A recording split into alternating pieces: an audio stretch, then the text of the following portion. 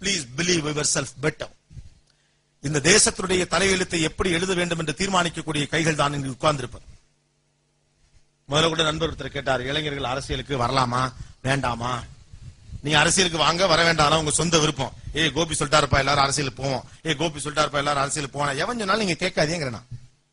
எவர் சொல்வதையும் நீங்கள் கேட்டுக்கொள்ளுங்கள், நீங்களாக புரிந்து கொள்ளுங்கள், அவ்வளவுதானே. நான் சொல்வது அத்தனையும் சரியா இருக்கணுங்கிற அவசியம் இருக்கா? எது சரி எது தவறு என்று தீர்மானிக்கிற மனோநிலை தான் மிகவும் முக்கியம். நீயான நிகழ்ச்சி ஆரம்பத்தில் வந்தப்ப நீங்க தீர்ப்பே சொல்றது இல்ல தீர்ப்பே சொல்றதுன்னு பெரிய விமர்சனம் சொல்லுவாங்க. நானும் எல்லாத்தையும் சொல்லுவேன், நான் என்ன தார்பாயி சொம்புலாம் வச்சல, என்கிட்ட ஆலமரம் இல்ல, நான் பஞ்சாயத்து போர்டு தலைவரும் இல்ல, என்னால தீர்ப்பு சொல்ல முடியாது. இப்படி ஒரு வாழ்க்கை இருக்கிறது என்று சொல்லுவது மட்டும்தான் என் வேலை. முடிவுக்கு வர வேண்டியது உங்கள் வேலை. தொடர்ந்து உங்களை முட்டாளாக வைத்திருப்பது என் வேலை அல்ல. சிந்திக்க வைப்பது மட்டும்தான் சின்சியரா இருக்க வேலை. I want leaders to follow. I don't want தொண்டர்களின் பின்னால வரணுங்கிற அவசியம் இல்லை. அரசியலுக்கு நீங்க வாங்க வராம போங்க, முதல்ல ஓட்டு போடுங்க. ஒரு நாள் லீவ் விட்டாங்கன்னு சொல்லிட்டு சந்தோஷமா மாப்பிள்ள எலெக்ஷன் தான் ஜாலியில அப்படின்னு சொல்லிட்டு ஏதாவது சொல்லிட்டு அப்புறமா அரசியல் விமர்சிக்கிறது. இவ்வளவு ஊழலாம்டா, பார்லிமெண்ட்லாம் அடிச்சுக்கிறாங்கடா, வடதிங்கிறாங்களா, இவங்க போய் பார்லிமெண்ட் பார்த்த மாதிரி.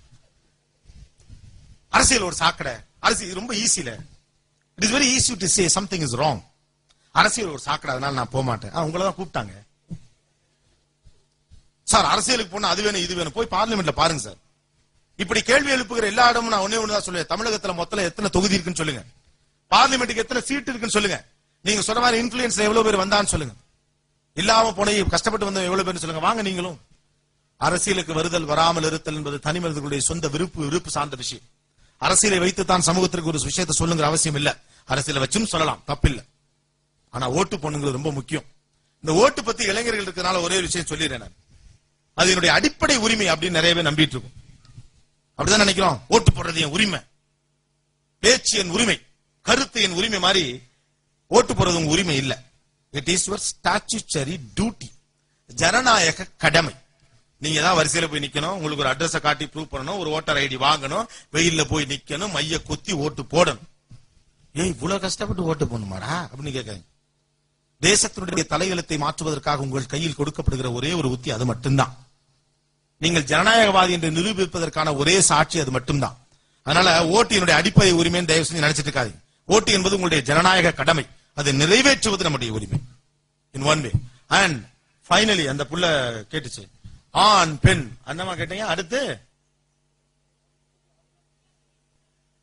இந்தியாவுடைய எதிர்கால தூண்கள் ஆண்களா பெண்களா? இதுக்கு ரிசல்ட் சொல்ல முடியாது, பட் ஒன்னே ஒன்னு சொல்றேன், பெண் என்ற தூணின் மீது நிற்கிற கட்டடம் தான் ஆண். முதல்ல அதை புரிஞ்சுக்கு. பெண் என்ற தூணின் மீது நிற்கிற கட்டிடம் தான் ஆண். இந்த பொதுவா ஆம்பளை பிள்ளைங்களை பொம்பளை பிள்ளை புரிஞ்சுக்கிறது, பொம்பளை பிள்ளைங்களை ஆம்பளை பிள்ளை புரிஞ்சுக்கிறதுக்கு நம்ம ஆளுங்க ஒரு யாட்சிக்கு வச்சிருப்பாங்க. கணவன் மனைவிக்குள்ளே நான் பாத்திருக்கேன், அவருக்கு மஞ்சள் சட்டைனா ரொம்ப பிடிக்கும், சிக்கன் கொஞ்சம் பரட்டினாப்புல வச்சா என் வீட்டுக்காரர் சாப்பிடுவாரு, அவங்க அக்கா மகளை பத்தி பேசினா ஒரு கோவம் வந்துடும். இதான் கணவனை மனைவி புரிந்து கொள்ளுதல், ஒரு ஆணை பெண் புரிந்து கொள்ளுதல். அவ தங்கச்சியை பத்தி பேசினா மட்டும் இவளுக்கு கோவம் வந்துடும். இது எல்லா பொண்ணுங்களுக்கு வர கோவம் தான். இது மனைவியை பத்தி இவர் புரிஞ்சு வச்சிருக்காரு. அவளுக்கு சுடிதார் ரொம்ப பிடிக்கும், இது மனைவியை பத்தி இவர் புரிஞ்சிருக்கிறார். இதான் நாம ஆணை பெண் புரிந்து கொள்ளுதல், பெண்ணை ஆண் புரிந்து கொள்ளுதல் குறித்து வைத்திருக்கிற இலக்கணம். ஒரு ஆணை பெண் புரிந்து கொள்ளலும் பெண்ணை ஆண் புரிந்து கொள்ளலும் அறிவு ரீதியாகவும் அறிவியல் ரீதியாகவும் புரிந்து கொள்வதுதான். அதுதான் ஒரு ஆணை பெண் புரிந்து கொள்வதும் பெண்ணை ஆண் புரிந்து கொள்வதும். ஒரு ஆண் என்பவன் ஒரு மிருகம், பெண் என்பவள் ஒரு ரிஃபைன்டு மிருகம், அவ்வளவுதான். ஒரு ஆண் is an animal, women is a refined animal. ஆணினுடைய யதார்த்த பலங்கள் டிஃபால்ட் அட்வான்டேஜஸ் என்று சில இருக்கிறது. ஆனா பெண்கள் பெரும்பாலான நேரத்தில் நம்ம என்ன செய்யறோம், அந்த டிஃபால்ட் அட்வான்டேஜ் மாதிரி நான் பண்ணிட்டா ஆணுக்கு இணையாக நான் வந்துட்டேன் அப்படின்னு சொல்றோம். நீ பைக் ஓட்டியா, நானும் பைக் ஓட்டுறேன். ஆண் பைக் ஓட்டுறான் அப்படிங்கிறதுக்காக ஒரு பெண் பைக் ஓட்டிட்டாங்கன்னு ஒரு பெண் முன்னேறிட்டாங்கன்னு சொல்ல முடியாது. தட் இஸ் ஆணுடைய டிஃபால்ட் அட்வான்டேஜ். முதல்ல அதை புரிஞ்சுக்கணும். பெண்ணுக்குரிய இயல்பான அழகியல் குணம் என்று சில இருக்கிறது. ஒரு ஆணால் உறவை துரிதமாக கையாள தெரியாது. சில அறிவியல் உண்மைகள். ஒரு ஆணால் உறவை துரிதமாக கையாள தெரியாது. வெட்டு ஒண்ணு துண்டு ஒண்ணு, சாவுக்கே வரமாட்டான்டான்னு சொல்லிட்டு வந்துருவான். ஒரு பெண் இன்னும் 20 வருடம் கழித்தும் இவர்கள் நமக்கு தேவைப்படலாம் என்று அந்த பிடியை கையிலே வச்சிருப்பான். உறவுகளை பலப்படுத்துவதற்கான சக்தி ஆணிடம் இல்லை, பெண்ணிடம் தான் இருக்கு. அதனாலதான் ஆம்பளைக்கு உறவை சொல்லி வளர்க்கறதே கிடையாது. தம்பி விட்டாதப்பா, தம்பி பாத்துக்கப்பலாம் சொல்லவே மாட்டாங்க. பொண்ணுக்கு மட்டும் சொல்லி வளர்க்கறதுக்கு ரீசன் என்ன, பெண்ணுக்கு தான் இயல்பிலேயே உறவை கட்டி காக்கக்கூடிய ஒரு சக்தி இருக்கிறது. உறவை மேம்படுத்துகிற சக்தியும் உறவை வளர்க்கிற சக்தியும் ஒரு பெண்ணிடம் இயல்பாகவே இருக்கிறது. This is called default advantage. Just think பண்ணி பாருங்களேன். ஒரு பொண்ணுக்கு கல்யாணம் நடக்குது. கல்யாணம் பண்ணி முடிச்ச உடனே இந்த சினிமால காட்டுற மாதிரி அழுவாங்க. அழுது முடிச்ச உடனே கார்ல கூட்டிட்டு வந்து இந்த வீட்டுல விட்டுருவாங்க. இந்த வீட்டுல அது இதுவரைக்கும் பார்த்திராத மனிதர்கள், பார்த்திராத இடங்கள், பார்த்திராத புழக்கம், பழக்க வழக்கம் எல்லாம் இருக்கு. வேரோடு பிடுங்கி அந்த பெண் இன்னொரு வீட்டில் நடப்பட்டாலும் அந்த குடும்பத்துடைய குத்து விளக்காக ஒரு பெண் இருக்க முடியும். ஒரு ஆணால் ஒரு நாள் கூட மாமியார் வீட்டுல போய் இருக்க முடியாது. இது சப்ஜெக்டட் டு கன்சிடரேஷன். கொழுந்தியா இருந்தா 2 நாள் இருக்கலாம். ஓகே, மேடையில் பலமாக சிரித்தது யார் என்று தெரியவில்லை எனக்கு. A man can't do. அது அவனுடைய பலவீனம். இதுதான் ஒரு ஆணை பெண் புரிந்து கொள்ளுது. முட்டாள்தனமாக ஆண் கோபப்படுகிறானே, ஆண் முட்டாள் தானே, அப்படிதான் கோபப்படுவான். அதை பெண் புரிந்து கொள்ள வேண்டும். ஆணுடைய முட்டாள்தனத்தை ரசிக்கிற அறிவுதான் பெண்ணின் அறிவு. பெண்ணுடைய குழந்தைத்தனத்தை ரசிக்கிற அறிவுதான் ஆணின் அழகு. இதைத்தான் முதல்ல நம்ம புரிஞ்சுக்கணும். There is a difference in that. அடிப்படையில் யோசிச்சு பாருங்களேன். 1000 காலமாக அடுப்படியிலே இருக்கிறார்கள் பெண்கள் அப்படின்னு சொல்றோம். சமையல்னா யாரு? அம்மா சமையல், அக்கா சமையல், பொண்டாட்டி சமையல், நண்பர்கள் தோழிகள் சமையல். ஆனா இவ்வளவு ஆண்டு காலமாக அடுப்படியிலே பெண் இருந்திருக்கிறாளே, உலகத்தின் மிகச்சிறந்த பாப்புலரான ஒரே ஒரு சமையல்கார பெண்மணி சொல்லிருங்க பாப்போம். யாராவது ஒருத்தங்க இருக்காங்களா?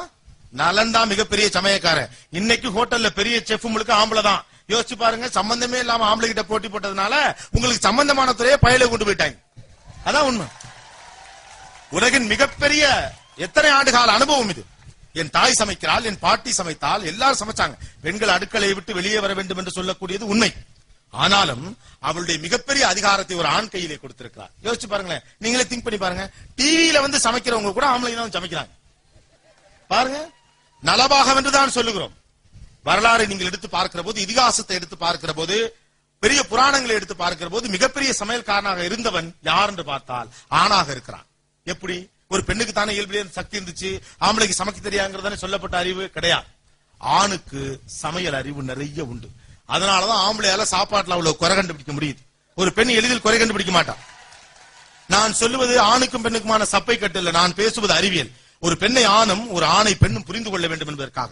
இந்தியாவுக்கு அது ரொம்பவே முக்கியம். நாம சொல்லிட்டு இருக்கிற அப்துல் கலாம் அவர்கள் சொன்ன அந்த 2020 அதுதான். அவர் ஒரு அணுவிஞ்ஞானிங்கிறதுனால அவர் டேட்டு குறிச்சிட்டார் போல நம்மளா நினைச்சுக்கிறோம். இந்திய தேசத்தை பொறுத்தவரை இதுவரை பெண்களுக்கான வாய்ப்புகள் குறைவாகவே இருந்து வந்திருக்கின்றன. சமீபத்திய வருடங்கள் வரை ஒரு 20 வயது ஆணினுடைய அறிவு தேச விருத்திக்காக முன்னெடுத்து வைக்கப்பட்டிருக்கிறது. அதானே இப்பதான் பிள்ளைங்களா படிக்குது நிறைய. ஒரு 20 வருஷமா அல்லது ஒரு 15 வருஷமா 20 வயது பெண்ணினுடைய அறிவும் சமூக விருத்திக்காக முன்னெடுத்து வைக்கப்பட வேண்டும். ஒரு 20 வயது ஆணினுடைய அறிவும் ஒரு 20 வயது பெண்ணினுடைய அறிவும் ஒரு சேர தேச விருத்திக்காக பயன்படுவதுதான் 20-20 அதான் முக்கியம். ஒரு ஆணை ஒரு பெண் அறிவாக பார்க்க வேண்டும், ஒரு பெண்ணை ஒரு ஆண் அறிவாக பார்க்க வேண்டும். அதுதான் ஆண் பெண் யார் பலசாலின்னு முடிவு செய்யும். ஒரு பெண்ணை சதையாக பார்க்கிற மனோநிலையிலிருந்து ஆண்கள் வெளியேறுகிற போது ஒரு பெண் ஆணை அறிவாக பார்ப்பார். ஆம்பளை மொரடன் முட்டாள், ஆம்பளை மொரடன் தான்.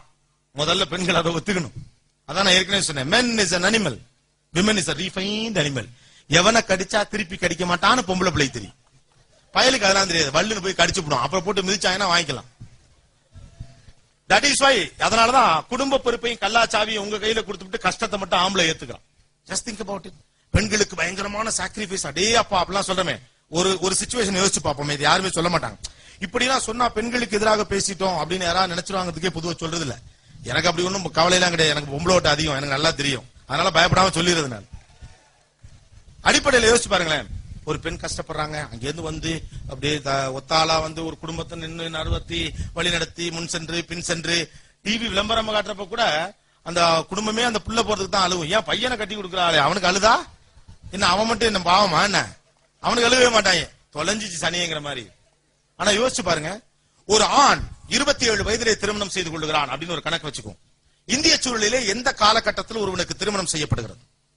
அவன் தன்னுடைய வாழ்க்கையில் பொருளாதார ரீதியாக காலூன்றிய பிறகு அவனுக்கு திருமணம் செய்து வைக்கப்படுகிறது. அறிவு முதிர்ச்சி பெற்ற பிறகு திருமணம் செய்து வைக்கப்படுகிறது. வாழ்வியலுடைய நல்லது கெட்டதுகளை புரிந்து கொள்ளுகிற பக்குவத்தை அவன் பெற்ற பிறகு அந்த திருமணம் செய்து வைக்கப்படுகிறது. அப்படியாக 27 வயதிலே பொருளாதார தன்னிறைவு, தனிமனித தன்னிறைவு, சமூக அந்தஸ்து உள்ளிட்ட விஷயங்களை அவன் பெறுவதற்காக எத்தனை மனிதர்கள் உழைத்திருக்கிறார்கள் யோசிச்சு பாருங்க. அம்மா, பெரியம்மா, பெரியப்பா, சித்தப்பா, பக்கத்து வீட்டு தாத்தா, டீச்சரு, ரோசி மிஸ், எவ்வளவு பேர் நண்பர்கள், எவ்வளவு மனிதர்களுடைய உழைப்பும் தியாகமும் அர்ப்பணிப்பும் அந்த 27 வயது இளைஞனுடைய வாழ்க்கையில் இருக்கிறது. இது எல்லாத்தையும் அவனுக்கு சேர்த்து உருவாக்கி அவ்வளோத்தையும் பண்ணி 27 வயசு பையனுக்கு 27ஆம் தேதி ஒரு நாள் கல்யாணம் பண்ணி வைப்பாங்க. 28ஆம் தேதி காலையிலேருந்து அந்த பையன் சம்பாதிக்கிற அவ்வளவு அந்த பிள்ளைக்கு தான். இது என்ன நியாயம்? யோசிச்சு பாருங்க. ஒரே நிமிஷம் தாங்க. 27 வயசு வரைக்கும் அவன் ஜெயிச்சு இந்த இடத்துக்கு வர்றதுக்கு இந்த உலகமே கஷ்டப்பட்டிருக்கு. ஆனா மறுநாளே அவனும் அவன் சார்ந்த அத்தனையும் அந்த பெண்ணுக்கு, அதற்கு ஒரு ஆண் தயாராக இருக்கிறான். ஆணும் தியாகி தான். தயவு செஞ்சு பெண்கள் அதை புரிஞ்சுக்கும். என்னைக்காவது யோசிச்சிருக்கானா இந்த புள்ள என்ன என்னோட வயலுக்கு வந்தாயா, நாட்டு நட்டாயா, களை பறித்தாயா கேட்டிருக்காங்களா? கிடையவே கிடையாது. அவ்வளோத்தையும் கொடுத்துருவான். ஆம்பளைக்கு அது தோணாது. That is why set is an animal. ஆணுக்கு அது தோணவே தோணாது. ஏன் நான் இந்த பிள்ளைக்கு கொடுக்கணும்? வை? அடுத்த நாள் இருந்து சமூகமே அதை அனுமதிக்கிறது. அவளுக்கு தான் முதல் உரிமை, தாய்க்கு கூட 2வது உரிமை தான். அந்த பொண்ணு நினைச்சா தான் நடக்கும். நல்லது கெட்டது என்ன செய்யணும், ஏது செய்யணும் அத்தனையும் அந்த பெண்ணுக்காக அவன் வாழ ஆரம்பிக்கிறான். அப்படி 27 வயது, ஒரு வகையில பார்த்தா 27 வயது வரை அவனுக்காக உழைத்த மக்களுக்கு அவன் செய்கிற துரோகம் அது. ஆனா அந்த சமூகம் அதை அழகாக சித்தரித்திருக்கிறது. எப்படி பெண் ஒரு தியாக வாழ்க்கையை முன்னெடுத்து வைக்கிறாளோ அப்படியே ஒரு ஆணும் தியாக வாழ்க்கையை முன்னெடுத்து வைக்கிறான்.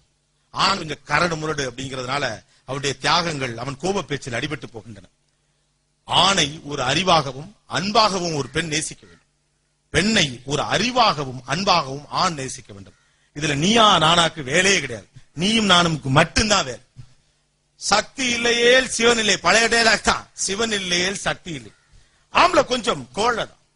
திருமணமான பெண்களை கேட்டா தெரியும். வெளியில தான் சீன் எல்லாம் போடுவாங்க. பிரச்சனை வந்தா பொண்டாட்டிகிட்ட போயிட்டு ஐயோன்னதெல்லாம் மனைவிகளுக்கு மட்டுமே தெரிந்த ரகசியம். உள்ள போனா கொல்லி போச்சு, நிலம் போனா சொத்து போச்சு, உள்ளது போச்சுன்னா உறவு போச்சு, சம்சாரம் போச்சுன்னா சகலமும் போச்சுன்னு அதுக்கு தான் சொல்றான். தட் இஸ் வை ஒரு ஆண் தன் வாழ்வே என் தாய்க்கு பிறகு இவள்தான் என்று தன்னை அர்ப்பணித்துக் கொள்ளுகிறான். ஆணனுடைய இந்த அழகியலை எத்தனை பெண்கள் கவனித்திருக்கிறீர்கள்? ஆணனுடைய இந்த குழந்தைத்தனத்தை, இந்த கோழைத்தனத்தை, அவனுடைய முட்டாள்தனத்தை, அவருடைய வீரத்தை, வேகத்தை, அறிவை, புத்திசாலித்தனத்தை ரசிக்கிற நீங்கள் எத்தனை முறை அவனுடைய கோழைத்தனத்தை, அவனுடைய அசிங்கத்தை, அவனுடைய முட்டாள்தனத்தை, அவனுடைய கோமாளித்தனத்தை ரசித்தீர்கள்? அதே போல் உங்கள் மனைவியினுடைய அல்லது உங்கள் தோழியினுடைய, உங்கள் சகோதரியினுடைய குழந்தைத்தனத்தை, கோமாளித்தனத்தை, இப்படியாக அவளுடைய சினுங்களை, ஒன்றுபடிய அப்பாவித்தனத்தை ரசித்த நீங்கள் அவள் அறிவை ஏன் ரசிக்கவே இல்லை? The question mark puts you off. The question mark puts you off. Respect each other mutually. Understand each other mutually. அவனை அவனாகவே அங்கீகரிக்க முயற்சி செய்யுங்கள். ஒரு பெண் போன்று நளினமாக அவன் இருந்தால் நல்லவன் என்று ஒரு பெண் ஒரு ஆணை பத்தி முடிவெடுக்க முடியாது. ஒரு பெண் போல ஒரு ஆணால் நளினமாக இருக்கவே முடியாது.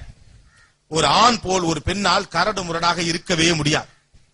பெண் நளினமாக இருக்க வேண்டும் என்று ஆண் ஆசைப்படுவது போலவே ஆண் கொஞ்சம் முரடனாக இருக்க வேண்டும் என்று பெண் ஆசைப்படுகிறார். நீங்க யோசிச்சு பாருங்களேன். எல்லா சினிமாலையும் இந்த அழகான பிள்ளைங்க அத்தனையும் ரவுடியை தான் லவ் பண்ணுங்க. அது ஏன்னே தெரியல. நல்லா எம்பிஏ படிச்சுட்டு டையை கட்டிட்டு ஒழுங்கா வேலை போன லவ் பண்ணலாம்ல. அரவிந்த் சாமியெல்லாம் லவ் பண்ணாதீங்க. ஒரு படம் தான். அப்புறம் அவர் வீடு போயிட வேண்டியதான். கையில கர்ச்சீப் கட்டிக்கிறது, ரோட்ல போறவன பஸ்ல போட்டு அடிக்கிறது, துரத்தி வெட்டுறது. துரத்தி வெட்டும் சோபனா ரஜினி தளபதி படத்துல லவ் பண்ணும். பயப்படும். உங்க எல்லாருக்கும் ஒரு தகவல், அதெல்லாம் சினிமாக்கு மட்டும்தான். இப்ப பிள்ளைங்களா ரொம்ப தெளிவா இருக்கு. ரைட்டா? உங்களை பார்த்து வெரி குட், சூப்பர் ஷாட், நல்லா வெட்டினீங்க அப்படின்னு சொல்லிட்டு உங்க பக்கத்துல பஸ்ல இங்கிலீஷ் பேசிட்டு போற பிள்ளை கல்யாணம் பண்ணிடுறது. Please understand each other by brilliance. ஒரு பெண்ணை அறிவாக அங்கீகரிக்கிற மனோநிலை ஆணுக்கு வேண்டும்.